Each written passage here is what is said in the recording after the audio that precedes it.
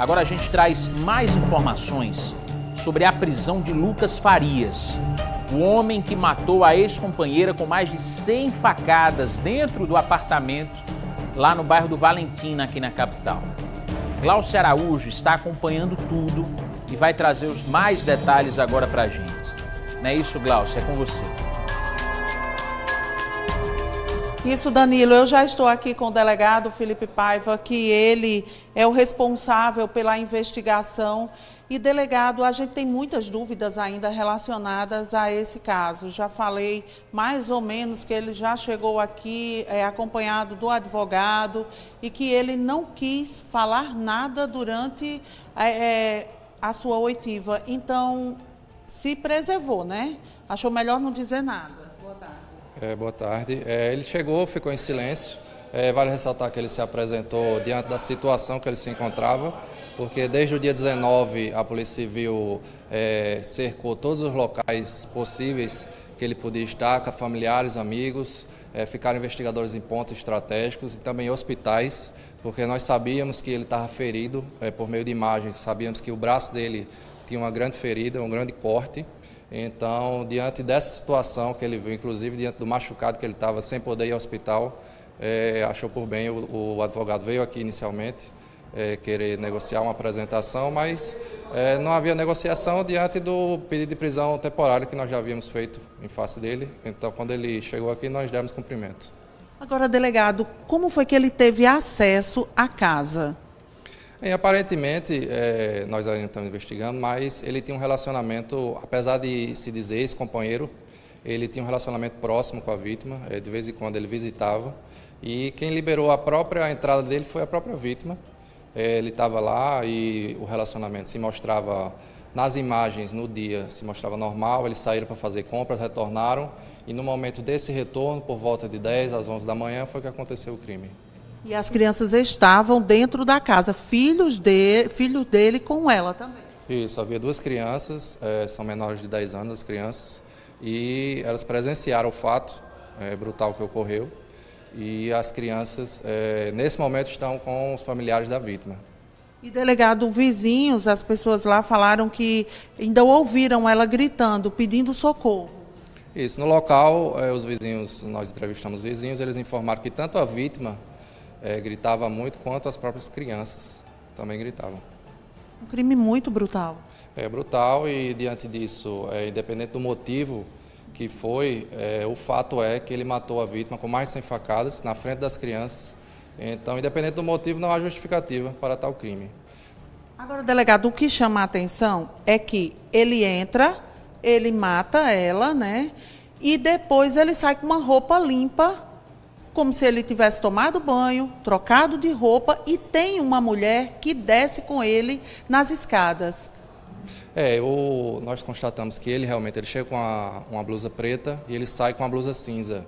Então nós sabemos que ele trocou as vestes, ele se limpou, até diante da quantidade de golpes, ele tinha que ter efetuado essa limpeza nele para sair aparentemente normal. Sai com as crianças e a mulher que aparece nas filmagens é a mãe dele, que chega lá a pedido dele. Ele ligou para a mãe para que a mãe levasse os filhos para a casa de familiares. E ela entrou no apartamento? Não, segundo o depoimento da vítima, e até constatando por meio de câmeras, a mãe do autor não entrou no apartamento.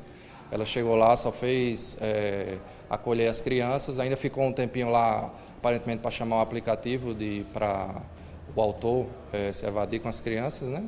E foi essa participação dela. E aparentemente não há crime, porque ela favoreceu, possivelmente ela favoreceu a fuga dele. Mas o crime, inicialmente, favorecimento pessoal, que é facilitar a fuga do autor, para o ascendente não é isento de pena. Então a gente vai analisar possivelmente um crime de falso testemunho para essa mãe, que vai desenrolar nessa semana, quando finalizamos o inquérito. Agora, delegado, ela não podia também ter ligado para o socorro, para a polícia? Segundo o depoimento dela, ela ligou. Ela ligou para o 190, ligou para o SAMU. Ela, segundo a mãe do autor, ela realizou essas ligações. Agora, quando a polícia chegou lá, ela já estava morta, a Mislene, não é isso? Então, ele tinha a ciência que ela tinha morrido quando ele trocou de roupa e tudo. Não, certamente ele tinha ciência no momento quando ele parou de dar os golpes, né?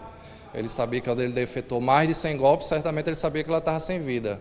Então, o fato dele trocar de roupa mostra que ele estava num estado aparentemente normal, porque ele estava pensando em se safar do crime, né? Mas aí acabou que não deu certo porque ele não podia sair da cidade. Isso, estava totalmente cercado, sendo monitorado e cumprimos por bem o mandado de prisão dele hoje. E as crianças agora estão, o senhor sabe que estão com os parentes, né? A avó da mãe, da que morreu, da vítima. As informações que nós temos é que elas estão com a parente da mãe. E agora, o que acontece com ele? Ele saiu daqui, foi para exame de corpo de delito? Vai para carceragem, vai passar para audiência de custódia, que vai confirmar o cumprimento do mandado de prisão. Iremos finalizar o inquérito, indiciando pelo feminicídio qualificado. E, diante disso, será levado ao tribunal do júri. E, enquanto isso, esperamos que ele fique preso para que, após a condenação, cumpra a pena. Delegado, só mais uma dúvida. Ela tinha algum registro aqui dizendo que ela sofria violência por ele? Bem, as pesquisas iniciais mostraram que não havia medida protetiva dela e não havia um conflito aparente. A própria mãe nos informou que ele se relacionava há mais de 10 anos e era um relacionamento sem conflitos. Muito obrigada, delegado. Obrigado.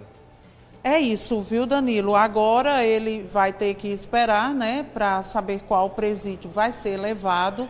Chegou agora há pouco de lá do IPC, seguiu direto para a carceragem e logo cedo, quando ele chegou por aqui, eu tentei falar com ele, queria saber, todo mundo queria saber, por que que ele matou a ex-companheira de uma forma tão brutal. E olha só o que aconteceu.